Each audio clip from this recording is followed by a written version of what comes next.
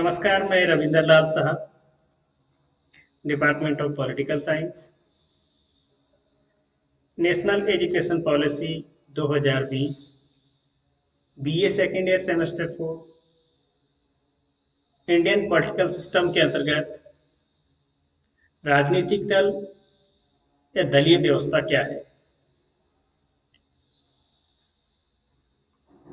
साधारण भाषा में दल व्यक्ति के उस समूह एवं संगठन को कहा जाता है जो समान उद्देश्यों की पूर्ति के लिए कार्य करते हो। राजनीतिक दल व्यक्तियों के उस समूह को कहा जाता है जो समान राजनीतिक ध्येय उद्देश्यों की पूर्ति के लिए राजनीति में भाग लेते हैं।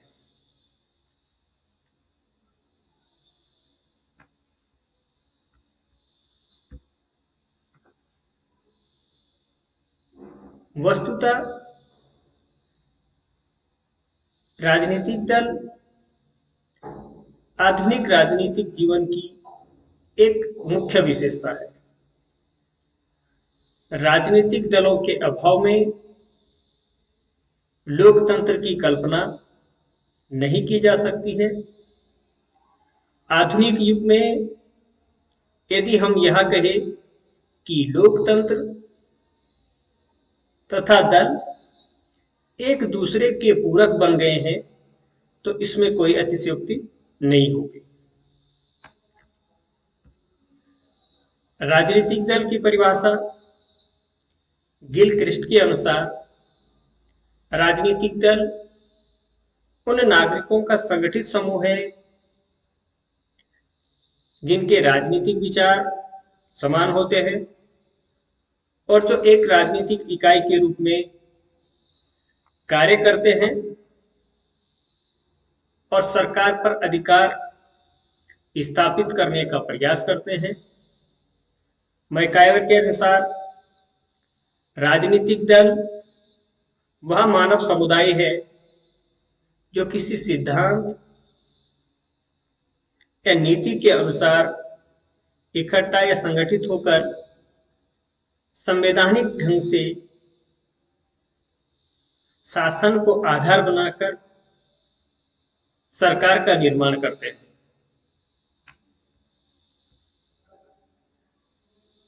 राजनीतिक दल के जो निर्माणक तत्व हैं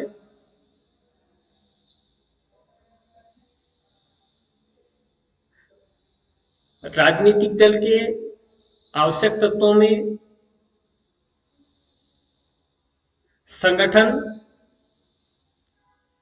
राजनीतिक दल के गठन की पहली महत्वपूर्ण आवश्यकता है। राजनीतिक दलों की शक्ति उसके समूह, उसके संगठन पे ही निर्भर करती है। संगठन की विचारधारा राष्ट्रहित के प्रति एक संगठन की सोच जिससे प्रभावित होकर लोग उस संगठन का सदस्य बनने के लिए प्रयास करते हैं।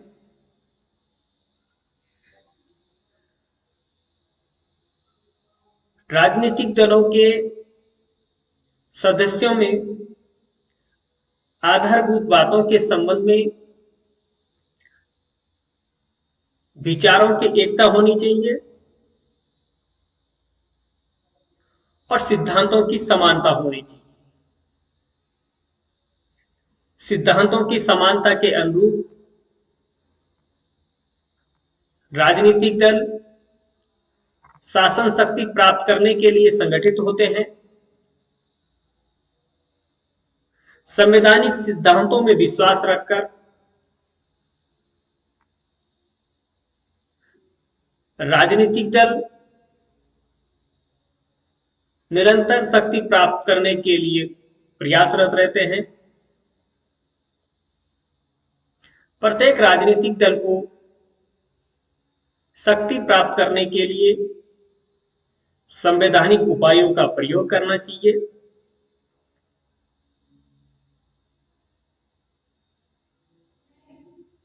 राजनीतिक दल का जो महत्वपूर्ण निर्माणक तत्व है कि उसके राष्ट्र के प्रति कैसी सोच है।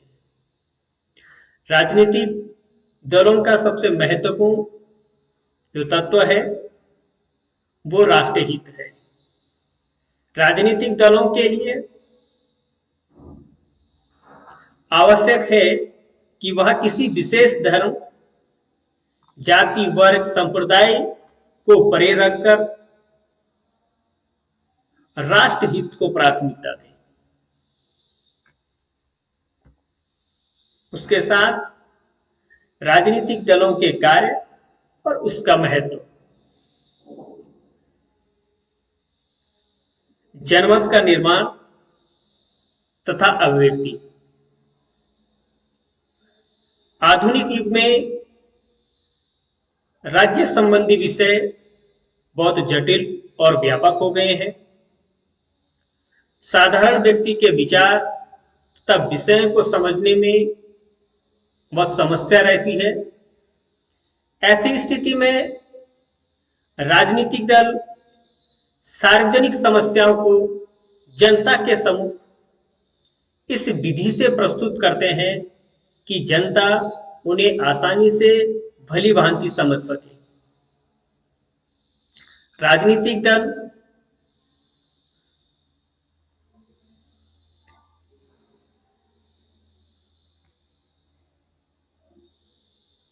चुनाव के समय निरंतर पब्लिक को प्रभावित करने का काम करते हैं। वर्तमान में वयस्क मत अधिकार के प्रचलन के कारण स्वतंत्र रूप से चुनाव लड़ना संभव नहीं रहा है। राजनीतिक दल अपने दल की ओर से चुनाव में प्रत्याशी को खड़ा करते हैं और उनके पक्ष में प्रचार प्रसार का काम करते हैं। सरकार का गठन, चुनाव के बाद राजनीतिक दल सरकार का गठन करते हैं। संसदात्मक व अध्यक्षात्मक दोनों ही शासन व्यवस्था का संचालन किया जाता है। राजनीतिक दल जनता में राजनीतिक चेतना के प्रसार का कार्य करते हैं।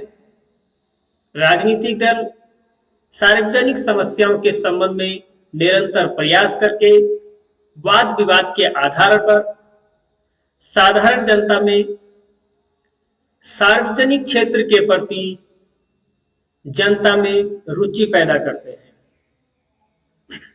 राजनीतिक दल जनता व शासन के बीच की कड़ी है।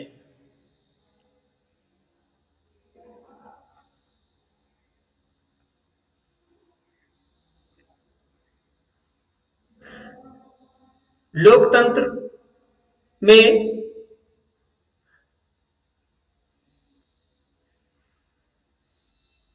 जनता व सरकार के बीच संपर्क बनाए रखने का काम करते हैं।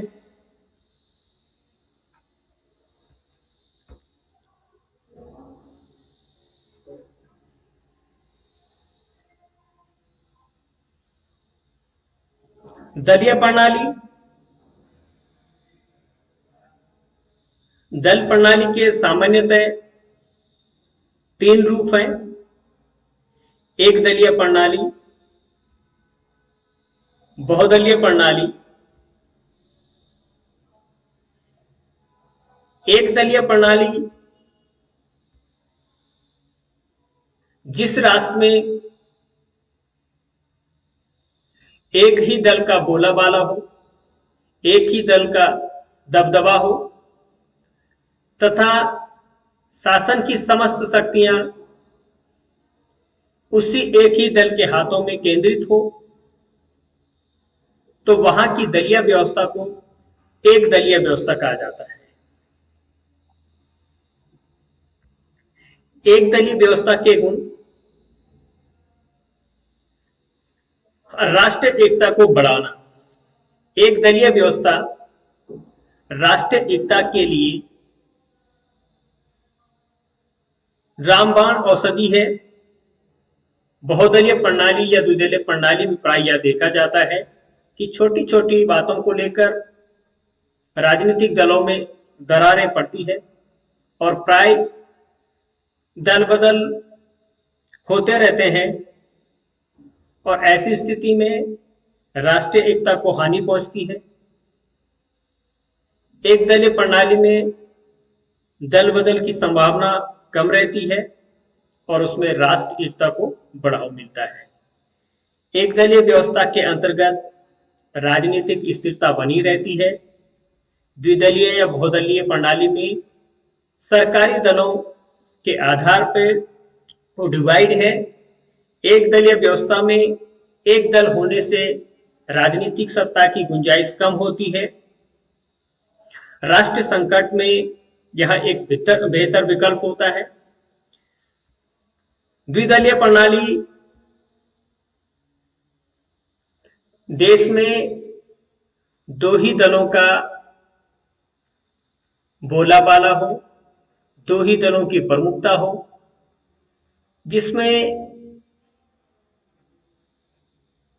एक दल निर्वाचन में बहुमत हासिल कर सरकार बनाता है तथा दूसरा दल विरोधी की भूमिका निभाता है। और इसका जो उदाहरण है हमें इंग्लैंड और अमेरिका में देखने को मिलता है। द्विदलीय व्यवस्था के गुण, इसके अंतर्गत द्विदलीय व्यवस्था में सरकार की स्थिरता बनी रहती है। द्विदलीय व्यवस्था में सुदृढ़ और स्थायी सरकार का निर्माण होता है। उसके शासन में स्थिरता रहती है, जो वैधानिक लोकतंत्र की आधारशिला है। यदि इस व्यवस्था में दोनों दल दृढ़ और सुसंगठित है तो शासन में स्थिरता बनी रहती है। एक दल बहुमत में आकर सरकार का निर्माण करने के लिए सदैव तैयार रहता है। द्विदलीय व्यवस्था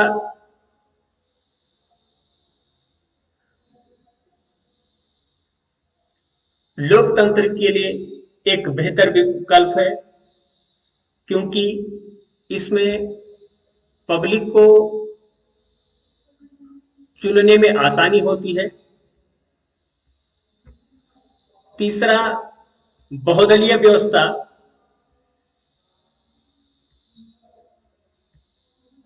बहुदलीय व्यवस्था में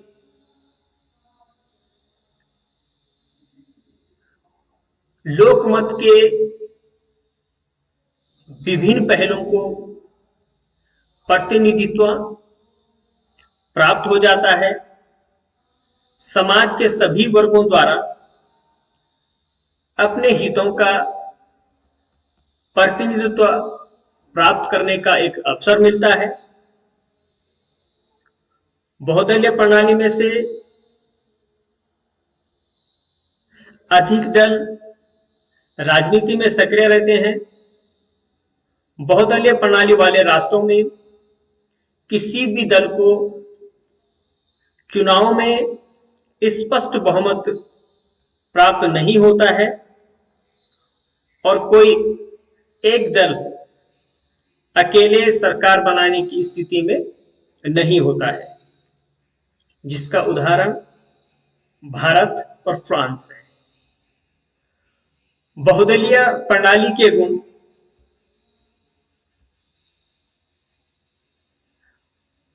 दल की निरंकुशता का अभाव।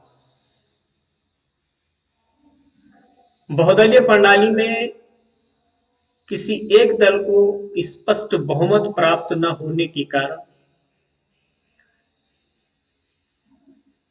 दल की निरंकुशता का अभाव रहता है। बहुदलीय प्रणाली में मतदाताओं के पास बहुत अवसर होते हैं और बेहतर प्रत्याशियों का चुनाव करते हैं। बहुदलीय प्रणाली में सभी हितों तथा दृष्टिकोणों का प्रतिनिधित्व समान होता है।